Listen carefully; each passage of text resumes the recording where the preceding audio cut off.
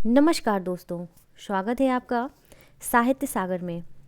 आज के इस वीडियो में आप सुनेंगे मुंशी प्रेमचंद की कहानी पुत्र प्रेम। अगर आपको ये कहानी अच्छी लगती है तो वीडियो को लाइक करें और चैनल को सब्सक्राइब ज़रूर करें। तो चलिए कहानी की शुरुआत करते हैं। बाबू चैतन्य दास ने अर्थशास्त्र खूब पढ़ा था और केवल पढ़ा ही नहीं था, उसका यथायोग्य व्यवहार भी करते थे। वे वकील थे। 2-3 गाँव में उनकी जिम्मेदारी भी थी। बैंक में भी कुछ रुपए थे। यह सब उसी अर्थशास्त्र के ज्ञान का फल था। जब कोई खर्च सामने आता था तब उनके मन में स्वभावतः प्रश्न होता था, इससे स्वयं मेरा उपकार होगा या किसी अन्य पुरुष का। यदि दो में से किसी का कुछ भी उपकार न होता तो वे बड़ी निर्दयता से उस खर्च का गला दबा देते थे। व्यर्थ को वे विष के समान समझते थे। अर्थशास्त्र के सिद्धांत उनके जीवन स्तंभ हो गए थे। बाबू साहब के 2 पुत्र थे। बड़े का नाम प्रभुदास था, छोटे का नाम शिवदास। दोनों कॉलेज में पढ़ते थे। उनमें केवल एक श्रेणी का अंतर था। दोनों ही चतुर होनहार युवक थे, किंतु प्रभुदास पर पिता का स्नेह अधिक था। उसमें सदुत्साह की मात्रा अधिक थी और पिता को उसकी जात से बड़ी बड़ी आशाएं थीं। वे उसे विद्याोन्नति के लिए इंग्लैंड भेजना चाहते थे। उसे बैरिस्टर बनाना चाहते, उसके जीवन की सबसे बड़ी अभिलाषा थी। किंतु कुछ ऐसा संयोग हुआ कि प्रभुदास को बीए की परीक्षा के बाद ज्वर आने लगा। डॉक्टरों की दवा होने लगी। 1 मास तक नित्य डॉक्टर साहब आते रहे, पर ज्वर में कमी नहीं हुई। दूसरे डॉक्टर का इलाज होने लगा, पर उससे भी कुछ लाभ न हुआ। प्रभुदास दिनों दिन क्षीण होता चला जाता था। उठने बैठने की शक्ति न थी। यहाँ तक कि परीक्षा में प्रथम श्रेणी में उत्तीर्ण होने का शुभ संवाद सुनकर भी उसके चेहरे पर हर्ष का कोई चिन्ह न दिखाई दिया। वह सदैव गहरी चिंता में डूबा रहता था। उसे अपना जीवन बोझ सा जाने पड़ने लगा था। एक रोज़ चैतन्य दास ने डॉक्टर साहब से पूछा, यह क्या बात है कि 2 महीने हो गए और अभी तक दवा का कोई असर नहीं हुआ? डॉक्टर साहब ने संदेहजनक उत्तर दिया, मैं आपको संशय में नहीं डालना चाहता। मेरा अनुमान है कि यह ट्यूबरक्लोसिस है। चैतन्य दास ने व्यग्र होकर कहा, तपेदिक? डॉक्टर, जी हाँ, उसके सभी लक्षण दिखाई देते हैं। चैतन्य दास ने अविश्वास के भाव से कहा, मानो उन्हें विस्मयकारी बात सुन पड़ी हो। तपेदिक हो गया? डॉक्टर ने खेद प्रकट करते हुए कहा, यह रोग बहुत ही गुप्त रीति से शरीर में प्रवेश करता है। चैतन्य दास, मेरे खानदान में तो यह रोग किसी को ना था। डॉक्टर, संभव है मित्रों से इसके कीटाणु मिले हों। चैतन्य दास कई मिनट तक सोचने के बाद बोले, अब क्या करना चाहिए? डॉक्टर, दवा करते रहिए। अभी फेफड़ों तक असर नहीं हुआ है, इनके अच्छे होने की आशा है। चैतन्य दास, आपके विचार में कब तक दवा का असर होगा? डॉक्टर, निश्चयपूर्वक नहीं कह सकता, लेकिन 3-4 महीने में वे स्वस्थ हो जाएंगे। जाड़ों में इस रोग का जोर कम हो जाया करता है। चैतन्य दास, अच्छे हो जाने पर ये पढ़ने पर परिश्रम कर सकेंगे? डॉक्टर, मानसिक परिश्रम की योग तो वे शायद ही हो सकें। चैतन्य दास, किसी सैनिटोरियम में भेज दूं तो कैसा हो? डॉक्टर, बहुत ही उत्तम। चैतन्य दास, तब वे पूर्ण रीति से स्वस्थ हो जाएंगे? डॉक्टर, हो सकते हैं, लेकिन इस रोग को दवा रखने के लिए इसका मानसिक परिश्रम से बचना ही अच्छा है। चैतन्य दास निराश भाव से बोले, तब तो इनका जीवन ही नष्ट हो जाएगा। गर्मी बीत गई, बरसात के दिन आए। प्रभुदास की दशा दिनों दिन बिगड़ती गई। वह बड़े बड़े बहुधा इस रोग पर की गई बड़े बड़े डॉक्टरों की व्याख्याएं पढ़ा करता था। उनके अनुभवों से अपनी अवस्था की तुलना किया करता था। पहले कुछ दिनों तक तो वह अस्थिर चित्त सा हो गया था। 2-4 दिन भी दशा संभलती रहती तो वह पुस्तकें देखने लगता और विलायत यात्रा की चर्चा करता। 2-4 दिन भी ज्वर का प्रकोप बढ़ जाता तो जीवन से निराश हो जाता था। किंतु कई मास के पश्चात जब उसे विश्वास हो गया कि इस रोग से मुक्त होना कठिन है, तब उसने जीवन की भी चिंता छोड़ दी। पथ्यापथ का विचार न करता, घर वालों की निगाह बचाकर औषधियाँ जमीन पर गिरा देता, मित्रों के साथ बैठकर जी बहलाता। यदि कोई उससे स्वास्थ्य के विषय में कुछ पूछता तो चिढ़ मुड़कर मुंह मोड़ लेता था। उसके भाव में एक शांतिमय उदासीनता आ गई थी और बातों में एक दार्शनिक मर्मज्ञता पाई जाती थी। वह लोक रीति और सामाजिक प्रथाओं पर बड़ी निर्भीकता से आलोचनाएं किया करता था।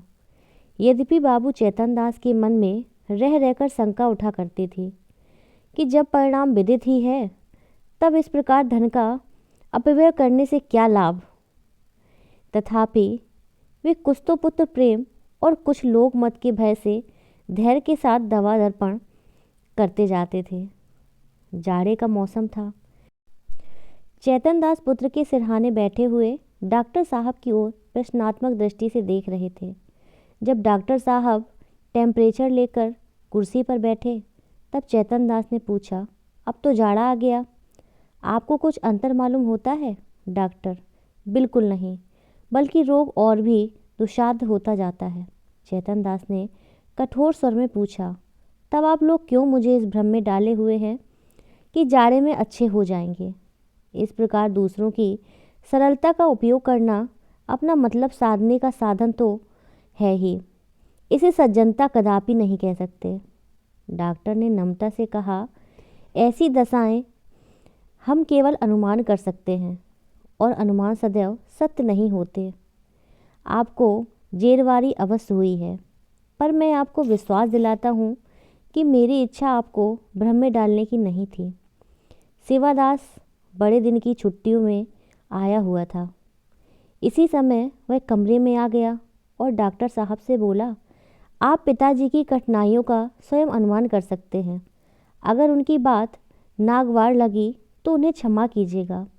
चैतन दास ने छोटे पुत्र की ओर वात्सल्य की दृष्टि से देखकर कहा, तुम्हें यहाँ आने की ज़रूरत थी। मैं तुमसे कितनी बार कह चुका हूँ कि यहाँ मत आया करो, लेकिन तुमको सब्र नहीं होता। सेवादास ने लज्जित होकर कहा, मैं अभी चला जाता हूँ, आप नाराज़ ना हो।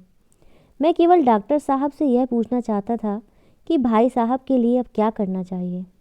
डॉक्टर साहब ने कहा, अब केवल एक ही साधन और है, इन्हें इटली के किसी सैनिटोरियम में भेज देना चाहिए। चैतन दास ने सजग होकर पूछा, कितना खर्च होगा? ज़्यादा से ज़्यादा 3,000। साल भर रहना होगा। निश्चय है कि वहाँ से अच्छे होकर आवेंगे। जी नहीं, यहाँ तो वह भयंकर रोग है। साधारण बीमारियों में भी कोई बात निश्चित रूप से नहीं कही जा सकती। इतना खर्च करने पर भी वहाँ से ज्यों के त्यों लौट आए तो ईश्वर की इच्छा। आपको यह तस्कीन हो जाएगी कि इनके लिए जो कुछ कर सकता था कर दिया। आधी रात तक घर में प्रभुदास को इटली भेजने के प्रस्ताव पर वाद विवाद होता रहा। चैतन दास का कथन था कि एक संदिग्ध फल के लिए 3,000 का खर्च उठाना बुद्धिमत्ता के प्रतिकूल है। शिवदास उनसे सहमत था, किंतु उसकी माता इस प्रस्ताव का बड़ी दृढ़ता के साथ विरोध कर रही थी।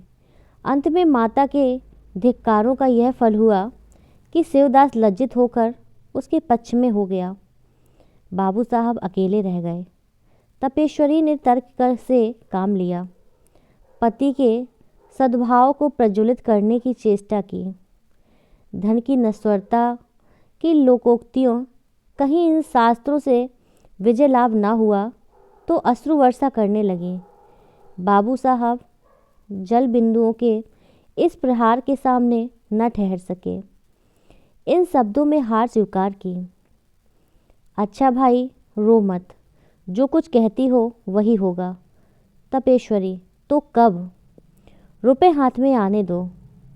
तो यह क्यों नहीं कहते कि भेजना ही नहीं चाहते? भेजना चाहता हूँ, किंतु अभी हाथ खाली हैं। क्या तुम नहीं जानती? बैंक में तो रुपए हैं, जायदाद तो है।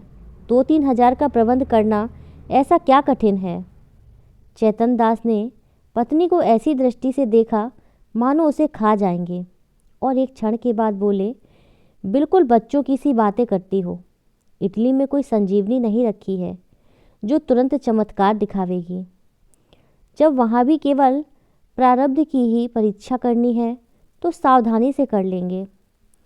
पूर्व पुरुषों की संचित जायदाद और रखे हुए रुपयों में अनिश्चित हित की आशा पर बलिदान नहीं कर सकता। तपेश्वरी ने डरते डरते कहा, आखिर आधा हिस्सा तो प्रभुदास का भी है। बाबू साहब तिरस्कार करते हुए बोले, आधा नहीं, उसको मैं अपना सर्वस्व दे देता जब उससे कुछ आशा होती।